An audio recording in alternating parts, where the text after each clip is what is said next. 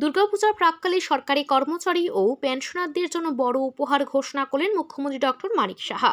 মঙ্গলবার বিধানসভায় তিনি জানান, রাজ্যের কর্মচারী ও অবসরপ্রাপ্তদের জন্য মহার্ঘ ভাতা ও মহার্ঘ ভাতা সমতুল্য 3% হারে বাড়ানো হচ্ছে। মুখ্যমন্ত্রী বলেন, শারদীয় উৎসবকে সামনে রেখে এই সিদ্ধান্ত নেওয়া হয়েছে। এতে কর্মচারী ও পেনশনারদের পরিবার আর্থিকভাবে কিছুটা স্বস্তি পাবে। সরকারের হিসেবে এই ভাতা বৃদ্ধির কারণে রাজ্য কোষাগার থেকে বছরে প্রায় 125 কোটি টাকা অতিরিক্ত ব্যয় হবে। প্রশাসনিক মহল মনে করছে, এই ঘোষণার ফলে শুধু কর্মচারী পেনশনারদের জীবনযাত্রার মান কিছুটা উন্নত হবে না, একই সঙ্গে উৎসবকালীন বাজার চাহিদা বৃদ্ধির মাধ্যমে রাজ্যের অর্থনীতিতেও ইতিবাচক প্রভাব পড়বে। বিশেষজ্ঞদের মতে, উৎসব কেন্দ্রিক এই অতিরিক্ত অর্থ প্রবাহ ব্যবসা বাণিজ্যে নতুন প্রাণ সঞ্চার করবে। কর্মচারী সংগঠন ও অবসরপ্রাপ্তদের পক্ষ থেকে ওই সিদ্ধান্তকে স্বাগত জানানো হয়েছে।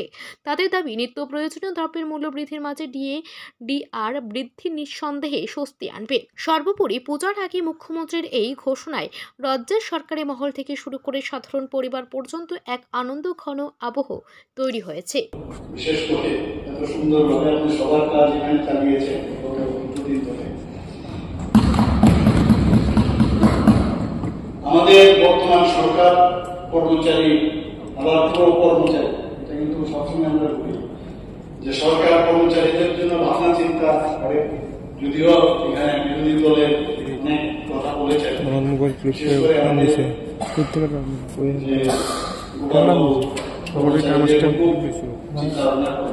খুব ক্লোজ এবং ওনাদের সম্পর্কে কথা বলেন। আর আমরা বলি,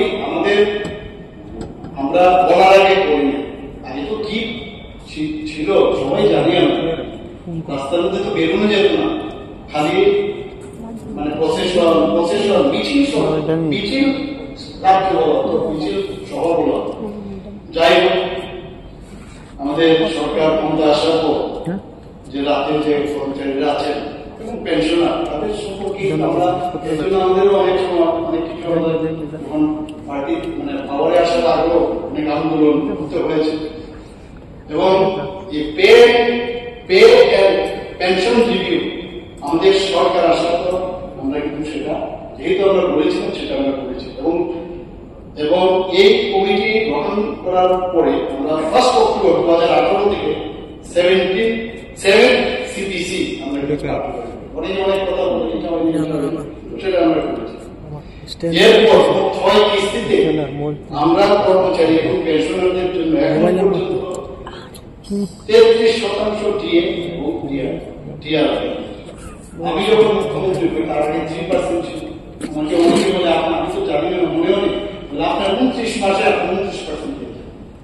তো সেই জায়গায় আজকে 33% আমাদের ডিএ, আমরা ডিআর দিয়েছি যারা পেনশনাররা আছেন, ডিআরএস রিলিফ।